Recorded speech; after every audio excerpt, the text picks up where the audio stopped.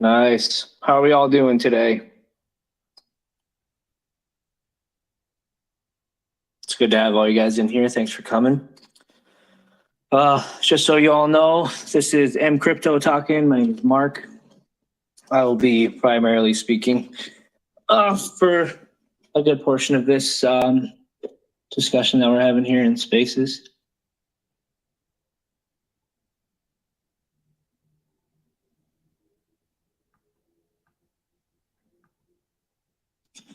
All right, so we'll get started moving along here.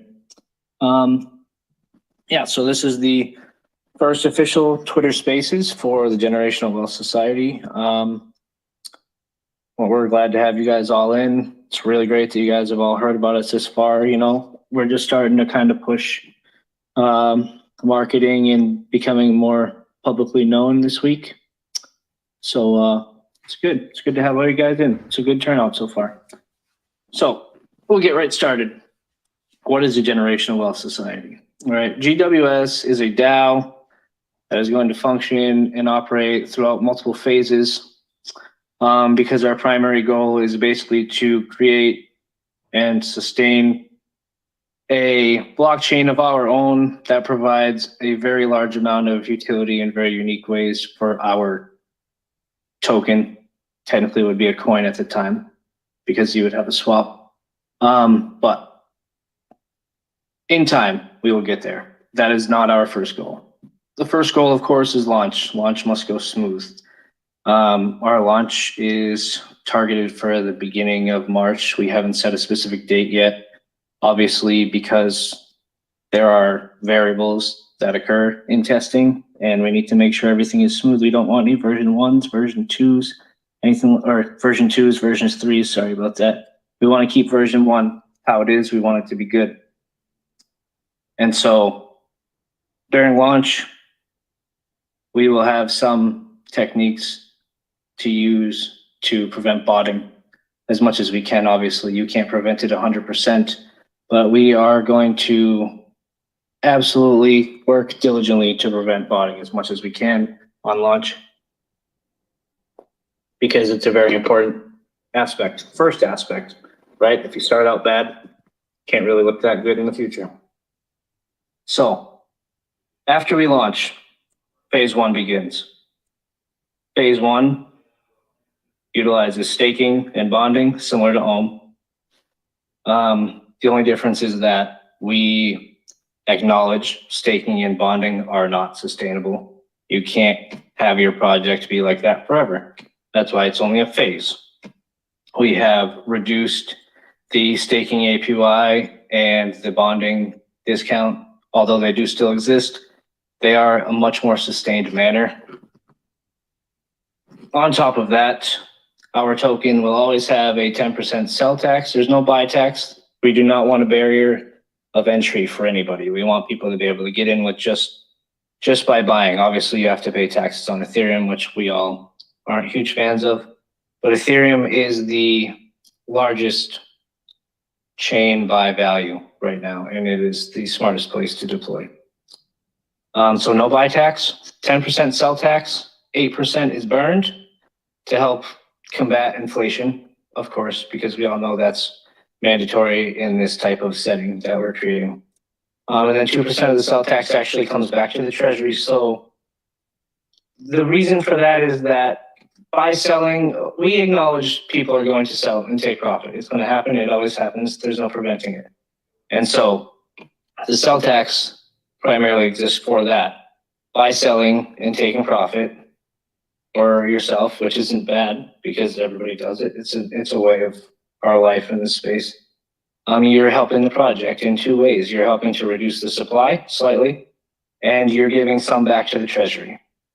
And so even though taking profit drops the price and pulls some liquidity out of the pool, which is fine, you're still helping the project in the long run. So that's why we don't necessarily discourage taking profit, because we've tried to set it up so that it helps either way. Phase 1, bonding. You'll only be able to bond USDC, DAI, and a GWS DAI liquidity token. This is a change that just occurred yesterday and today because I was made aware that stable coins with bonding is much more simple and beneficial than bonding with tokens that have variable rates. So the primary goal of phase one is to generate a token supply, because ultimately when we have our own chain, we need a supply and we don't want to have to generate it then. So there will be a token swap when phase two occurs and our chain is live, one-to-one token swap. And the second reason is, of course, to build the Treasury. The Treasury is a very important aspect of this entire project.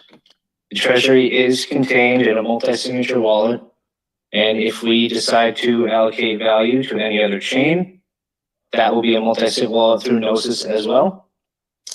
Currently, the wallet requires all of our approvals.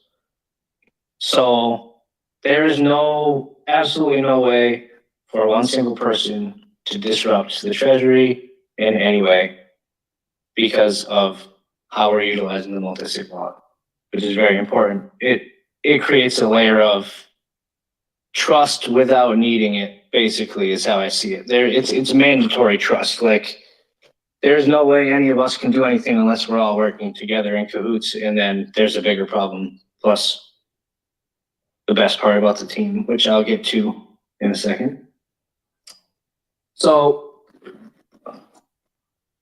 one thing that I want to emphasize is that a very important aspect of this and how we approach this project is that we want it to be as transparent as possible. That is why we have 4 out of 6 of our multi-sig representatives public.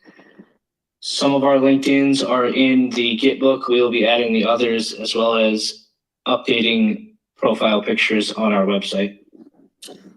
Because it instills another layer of trust in a sense. We're not KYC.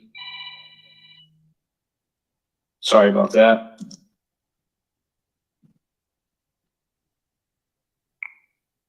Phone rang. We're not KYC through a random project that you see in the space that does KYCs or claims to. We actually have our public identities out there. I've sent my driver's license, with the exception of my home address, to multiple individuals just because they wanted to make sure I was who I was. I don't have a problem with that. I will present you all with any identity information that's reasonable. Obviously, I'm not going to give you anything that can enable you to steal my identity. But you can definitely identify who I am and that I'm a real person. And I'm sure the other 3 public individuals on the team, on the council, would be willing to do the same. And they have. So that's a very positive thing for us as well. Another thing for during phase 1, which actually we are already in the process of.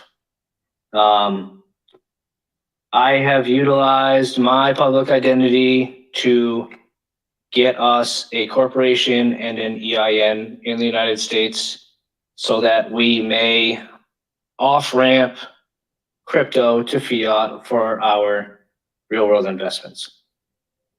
The way that this is working is that I have created the business and handed ownership over to the Treasury. So the council members are now acting as officers for the business, and the Treasury actually owns it. So how that works is that whenever we acquire assets for the company, it's basically owned by the Treasury. As soon as the company acquires it, we're just acting officers. Obviously, we have the ability to manage the business, which requires a layer of trust with you guys, but there's no way around that. There's no way to circumvent that. There has to be managers. But by having this corporation and an EIN, we can, and actually are in the process of registering for a bank account and a business account on a centralized exchange so that we have a clear pathway from turning crypto into fiat and purchasing real world assets for revenue streams in that sense. Because it's our hedge against a bear market, basically. If we have real world revenue coming in and the market drops and goes sideways and there's not much happening, we still have all that revenue coming into the treasury from outside sources that have nothing to do with crypto at all. So it's kind of our insurance to weather through a not so pleasant market in the event that it happens. But also the multi-sig treasury and multi-sig wallets on other chains, if we so choose to create them, will be generating yields for us also, but through DeFi. So we will be playing both sides of the board in a sense. We will be pulling revenue from the real world and we will be pulling revenue from DeFi. And we hope that the combination of these two is extremely beneficial to the project as a whole. So what's phase two? Phase two is to develop, launch, and maintain our own blockchain that is unique in the space. How is it going to be unique in the space? Well, like most other chains, obviously it will support the Ethereum virtual machine so that developers can easily migrate over to our chain if they so choose. But the unique part of it is that we are going to make a list of, vote on, and develop multiple applications on our chain prior to it going live so that they already exist when the token swap happens. But the very unique thing will be that all of these applications, so they will be very similar to their counterparts like Aave, Synthetics, Pancake Swap, everything like that that uses a token for one thing or another that are of good quality and fairly well used will be not cloned in a sense, but duplicated on our chain, but they will all utilize the GWS coin. So as soon as you swap your token over, you will be able to do multiple different things with your GWS coins that you just received on chain immediately to start earning whatever yields or doing whatever you so choose based on the applications that are available. As far as I know, there aren't any other chains that have done anything like that. And I feel like it's a very, very powerful way to kind of utilize your coin that supports the chain, supports the network. So that's phase two's target. And one thing to remember about that also is once we get to phase two, the Treasury, well, I'll discuss the Treasury completely actually. So as we build revenue streams through the Treasury, which are outlined in the Git book, you can see there are actually landmark values. So each time we hit one of these, Treasury fund landmarks, each time we hit one of these, we are able to vote on and or allocate funding towards different revenue streams. They're all listed out. They're fairly small increments, 250,000, 500,000, 1 million, 2.5, 5, 10, 15, 20. So they're all fairly close landmarks that we can hit. And all of these things basically are outlined to kind of direct our funds toward other revenue streams. Once we are actually generating revenue through these revenue streams, the money comes back into the Treasury. And then what happens is we vote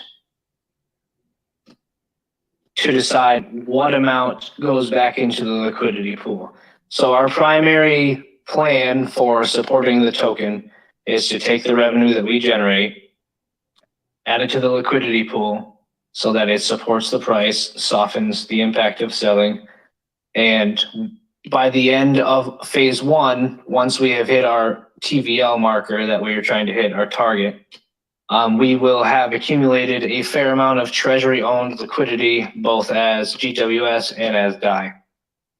So what we will do with that when we transfer from phase one to phase two is that all of that DAI and all of that GWS will be migrated over to the GWS chain. This automatically gives us some liquidity to start with without really having to pull anything else out of the treasury. But what will happen with all the GWS coins, tokens that get swapped into coins? Those will be all used for developer incentives. So we will have a way to kind of incentivize other developers to move over to our chain other than just because of the unique functions and features that we have. So that's a pretty big benefit as well. 1 second here.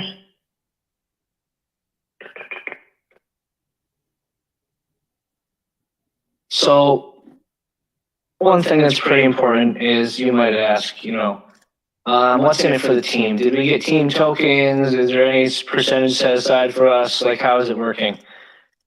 So it's designed to keep in mind that in order for us to earn anything through the project, we need to help the project earn money or funding for itself.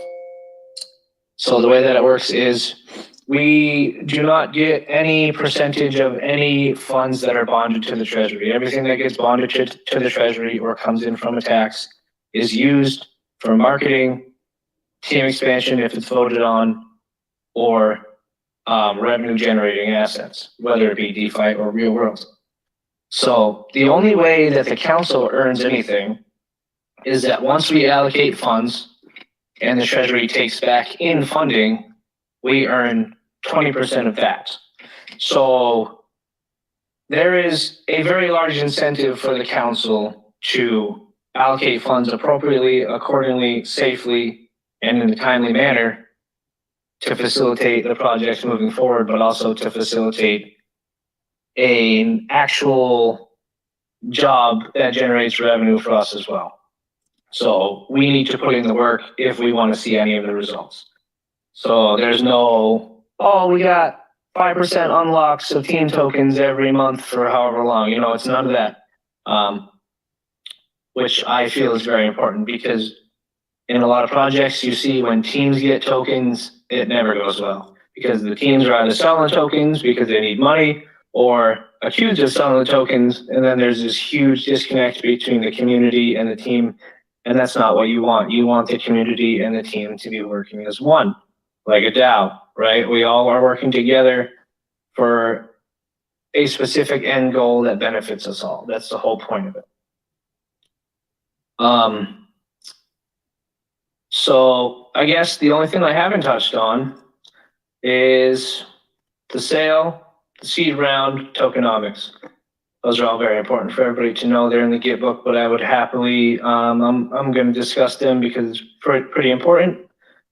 So the seed round, we had 76 spots ended up getting taken up. The allocation amount was 1,000 GWS tokens at $4 a piece. Ether was between 3,800 and 4,000 at the time. So in total, we raised about 76 Ether, which was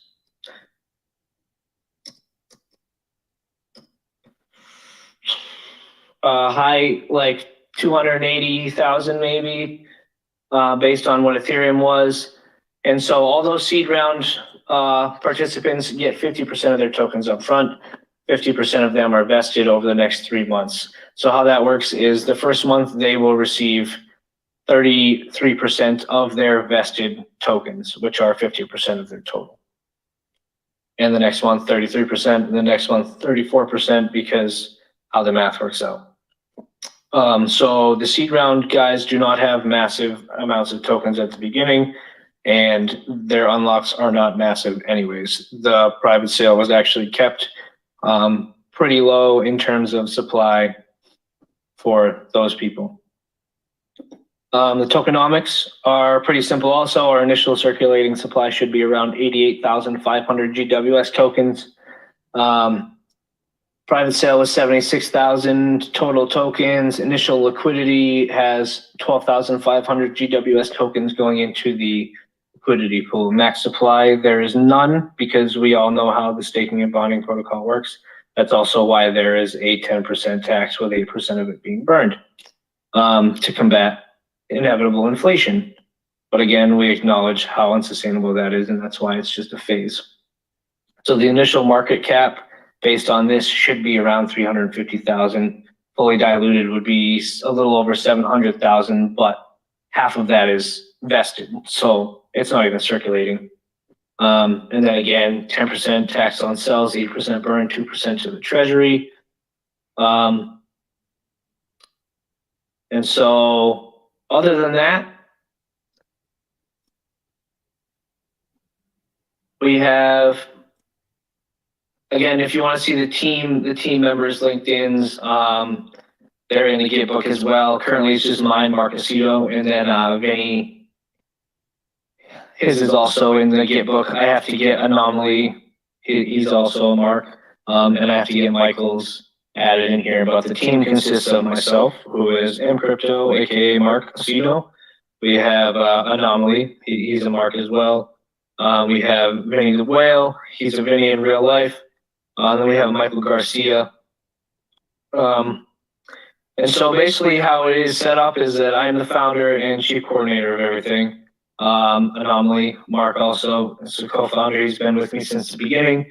And he's also very good with connections, and he's a real world representative. And then we have Vinny, who's the chief marketing officer and another real world representative. He's had some experience in some other projects that he's worked on.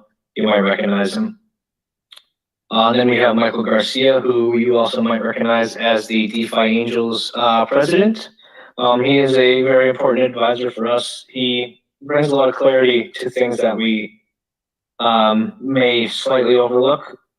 And he's also a real world representative for us.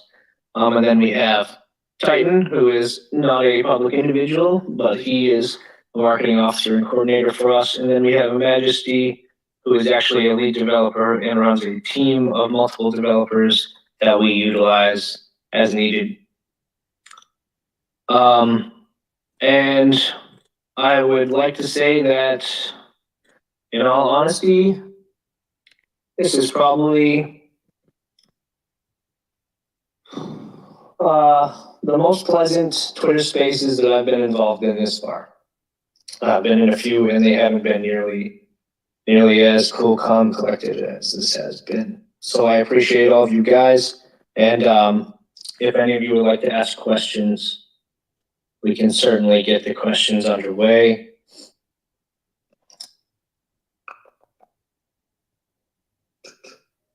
Just give me 1 second. You guys can request to speak, and I can add you as a speaker, and you can ask any questions that you'd like if you want.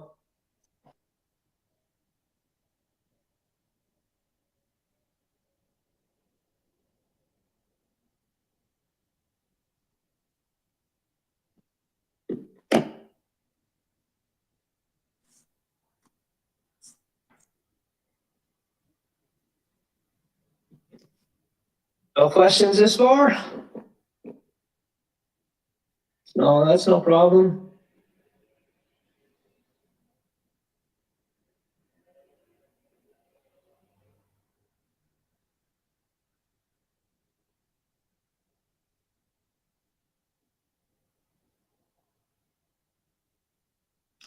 Hey, how you doing, man?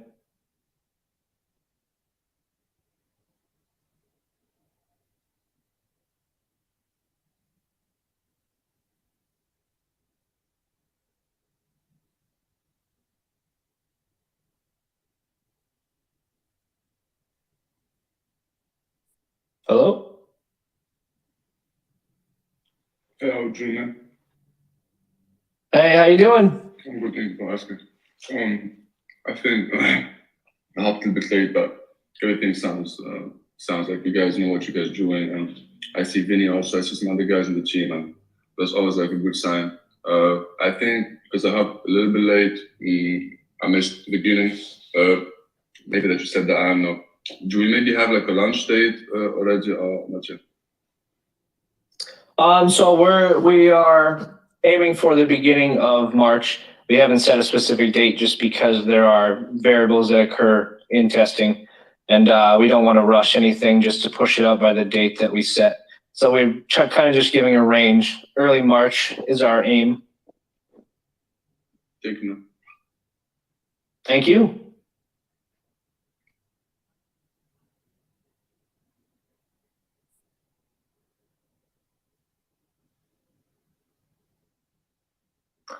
Any other questions? Nope. Frog. Hey, how you doing, Crypto Frog?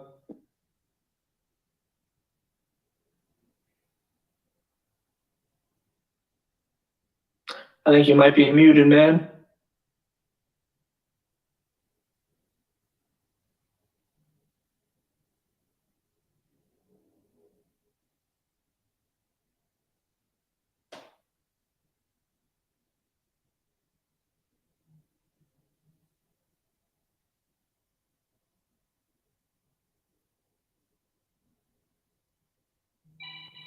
Hey guys, how are you? I hear from you that you're extremely excited to start this project.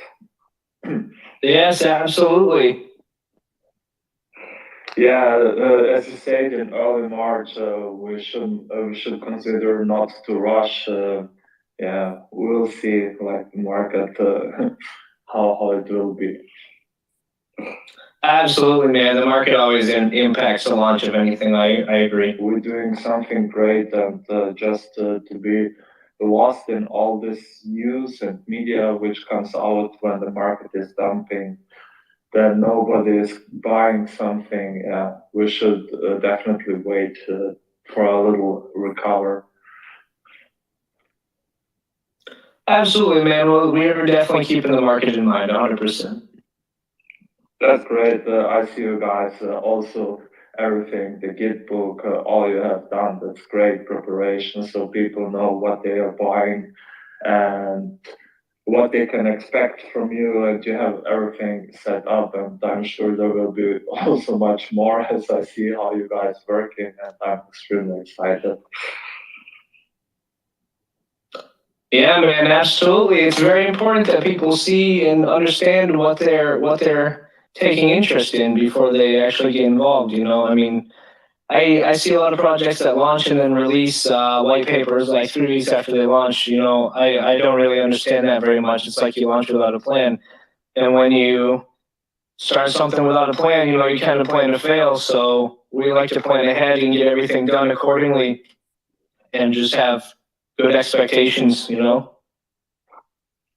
That's good. So you can also expect normal people to join the project and everything, not just moon boys, the people that don't care. They see the next moonshot. I mean, we all are degens, all in the space, but yeah, I'm very happy to be from the very beginning here and to see how everything will go. Happy to have you, man. I wanted also to ask, will you do more often this Twitter Spaces so before the launch and everything? Absolutely. This is going to be one of our primary communication channels, at least for voice chat, you know? So, yeah, I mean, a lot of people like it. It's become very popular, and we think it's a good way to clearly communicate. Yeah, absolutely. If you have followers, they see that you are on a space and you can share it. Then probably people joins more in than some people that are on Telegram. I mean, everything is important, but I see the trend is to Twitter and Twitter Spaces to hang out with people and everyone can ask something. You have a podium, and that's pretty cool. Absolutely. I agree 100%. All right. We have another. Oh. Hey, can you hear me? Oh, yeah. Oh, hey. So I don't know if I missed this or not, but what are the backgrounds of the team? Because like I'm hearing, you're going to do some real world things and then also create an entire blockchain. And so I'm just wondering where your backgrounds lie, or is this somewhere I could just look it up? Absolutely. No, I mean, I can give you that information. It's not a problem at all. So I can start with mine. So I actually have launched 2 other projects in this space that are both alive. One was 2 years ago. I did a raise to build a medical cannabis facility in my state. That was entirely crypto driven. And now we have plants being harvested and rewards coming back to NFT holders. And that was 2 years ago when we were doing NFTs. So other than launching a couple projects myself, I have done a lot of advising with projects on how to develop their ecosystems in safe and sustained ways, because I basically have been here since 2014. I know that's not the earliest, it's also not the latest. But I mean, I've watched DeFi mature from when it was nothing, you know, when farms first came out and Uniswap was the big thing before Ethereum was insane on gas. Like, so I've basically watched this entire space mature, and that's how I kind of came up with all of these concepts. Because they're, other than modifications that we've done after, they're primarily things that I've come up with, created, and combined. So that's me anyway, Mark. Anomaly, he's Mark also. He is most experienced in marketing and connections with people. Him and Vinny, well, Vinny also has launched a couple of projects, but both of them are my primary, like, you guys know everybody in the space and I kind of know how everything works type thing, so we work well together. I can, hold on, let me see. Let me invite them to speak so maybe they can tell you about themselves a little bit better. But we'll get them talking in a second. Those are for them. So I gave you my experience. Vinny and Anomaly, I'll get to talk in a second. Titan is mainly our marketer. And then Majesty, I have known that gentleman for, I don't know, maybe 4 years. And he's developed multiple projects that I've advised on. And so that's why I used him. He's a fairly private individual and their team's fairly private, so I wouldn't expect other people to know about them. But as far as like, if you're looking for like, oh, well, we worked with this giant company and that giant company, I can honestly tell you that type of thing, background doesn't exist between us. We all just have DeFi experience and enough of it to kind of make all this happen with the connections and the knowledge that we have. Okay, that's awesome. Thank you so much. Thank you.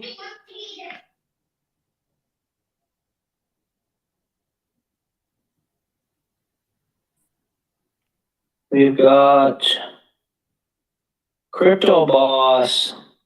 You got a question there, brother?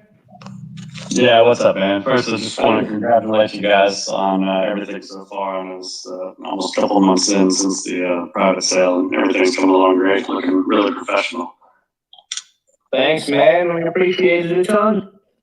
Yeah, I'm just kind of wondering the perspective you guys are carrying as far as building up the community before the launch and everything, kind of what the goals are. There's obviously benefits to staying focused on Telegram and everything. But there's a lot of big money serious traders that really only focus on, you know, Twitter and Discord. And, you know, what's kind of our goals there before launch and how we're going to build this. Do you want to keep it small, or are we trying to get as much exposure as possible? We are trying to bring in as many legitimate individuals as possible that are interested. And we have some marketing stuff coming up. I know we're going to be putting some banners on a fairly well-known website that a lot of you guys probably use. And We've got some influencers, obviously, that's not a huge favorite of everybody, but it does help. And then we are going to be running some solid ads across a lot of crypto, DeFi marketing, article style websites and news sites. But yeah, I know that part of our primary focus needs to be on Twitter because Twitter is very important. And also I would like to actually focus on our Discord because I've always been a Telegram guy, but I know a lot of people in the NFT space that swear by Discord. And even though we're not an NFT project, you know, if they've obviously observed big drawings to Discord channels, then it's fairly important, I believe, for us to also have one that's accommodating that same thing, you know? Yeah, it's good to hear. I know Discord, if you're looking for a real project with a lasting community, the Discord is the route to go, especially with the variables we'll have with all the DeFi 3, you know, filtering in, there's different channels, different ways to sort information. Absolutely, man. And just the ability to have, you know, a separate voice channel that you can always jump in and talk to without having to open up a call on Telegram or something is another huge aspect that I really like. Because, like, I would certainly be happy to jump in 4 or 5 times a week for an hour, you know, and talk and answer questions. And like, I'm willing to dedicate time to doing that because it's important for the community and it helps. All right, sounds good. Well, I appreciate it. Hey, thank you.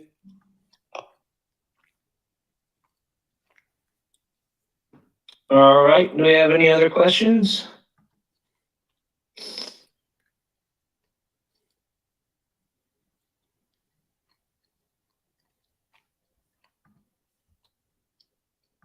All right, well, if no more questions pop up here in a couple minutes, we'll get it wrapped up, but I will also let you guys know that I did record this, and I'll make it available so that if anybody wants to listen to it, or if you know anybody that you'd like to have listen to it, or for anybody that missed out, I'll make it available for them as well. I know that's kind of a thing that a lot of people like. Oh, we have a request. Perfect.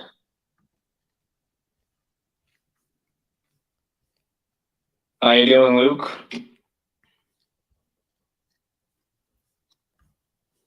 Good this side. Hope all is well your side. Well, we're doing great over here, man. Good. I just popped in to say that I've been watching little bits of the team crack on through and develop on through in the background over the last few months, and I know efforts have been done tirelessly across the board. So we're going to see a lot of positive stuff, I think, coming from this space. And just wanted to wish you and the guys all the best, brother. Hey, thanks a lot, man. We really appreciate it. Sorry, I missed most of the session because I was literally just sat down. But I look forward to listening to all the questions and stuff that got answered. So, yeah, right on. Yeah, I've got it recorded. I'll make it public for everybody. Absolutely. Beautiful, bro. All the best. Thank you.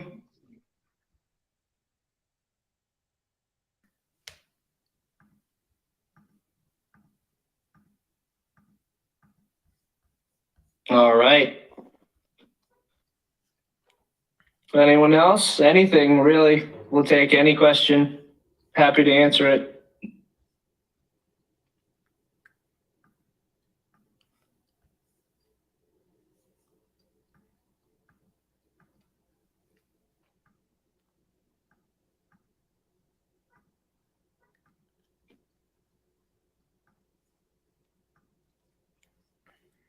Oh, one request. There we go. Frog. Hello.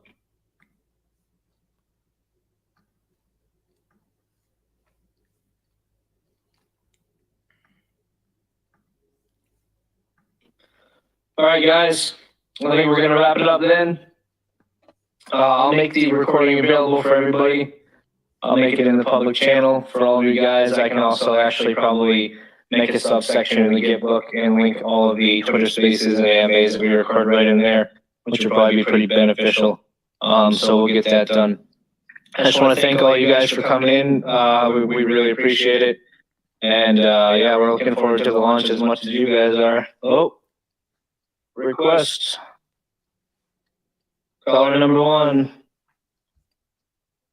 Oh man, why does it keep?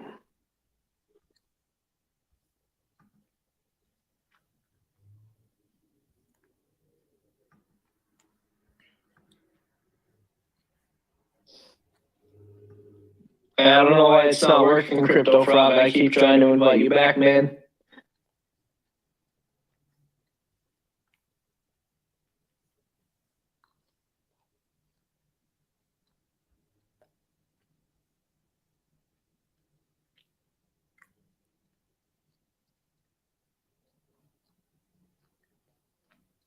All right. We'll wrap it up. Frog, Crypto Frog, send me a message if you have another question, because it's not letting me add you as a speaker again. All right, thank you guys all for coming in and listening. We really appreciate it. We will be on again to talk soon.